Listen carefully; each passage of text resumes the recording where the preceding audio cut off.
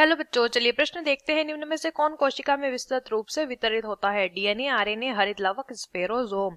तो आइए जानते हैं हमारे प्रश्न की मुख्य अवधारणा।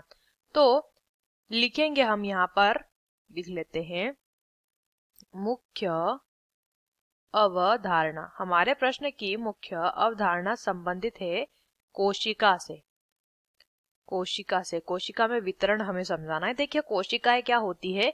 किसी भी जीव का जो शरीर होता है, उस शरीर में जो सबसे छोटी इकाई होती है, सबसे छोटी इकाई जहां से शरीर का निर्माण जो है हम कह सकते हैं शुरू हो रहा है, सबसे छोटी इकाई जो कि एकत्रित होके बड़े बड़े जैसे कि ऊतकों का, अंगों का निर्माण करती है, तो इस छोटी इकाई को कोशिका कहते हैं। अब इस प्रश्न में हमें पूछा गया है वितरण। क्या पूछा गया है? वितरण। और वो भी कौन सा वितरण पूछा गया है? इस वितरण के विषय में पूछा गया है कि इन सभी में से कोशिका में जो है विस्तृत रूप से, यानी कि सबसे ज्यादा कौन वितरित होता है, सबसे ज्यादा किसका वितरण पाया जाता है। तो देखिए, पहला दिया है डीएनए। डीएनए जो होता है कोशिका में केवल केंद्रक में आपको देखने को मिलेगा, ठीक है।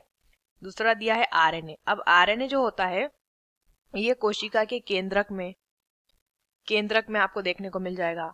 साथ ही साथ कोशिका द्रव्य में, कोशिका का जो कोशिका द्रव्य होता है वहां पर आपको ये देखने को मिल जाएगा। उसके अलावा पादपों का जो हरित लवक होता है, हरित लवक, उसमें भी आरएनए पाया जाता है, ठीक है। साथ ही साथ ये जो होता है आरएनए इस तरीके से कोशिका में कई सारे अंगों में वितरित रहता है, जैसे कि माइटोकॉन्ड्रिया में भी ये पाया जाता है। माइटोकॉन्ड्रिया में भी ये आपको देखने को मिल जाएगा। और अगर बात करते हैं हरित लवक केवल पादप कोशिका में आपको देखने को मिलेगा, जंतु कोशिका में ये नहीं होता है। और स्फेरोसोम जो होता है ये भी पादप कोशिकाओं में ही पाया जाता है। तो अगर हम देखेंगे तो ये दोनों तो हमारे सही नहीं होंगे, क्योंकि यहाँ पे हमें पादप कोशिका के बारे में नहीं पूछा गया है। डीएनए भी केवल केंद्रक में होता है, सबसे ज्यादा जो वितरित होता है वो है आरएनए। और विकल्प भी हमारे प्रश्न का सही उत्तर हो जाएगा। आशा करते हैं आपको इस प्रश्न का उत्तर समझ आया होगा। धन्यवाद।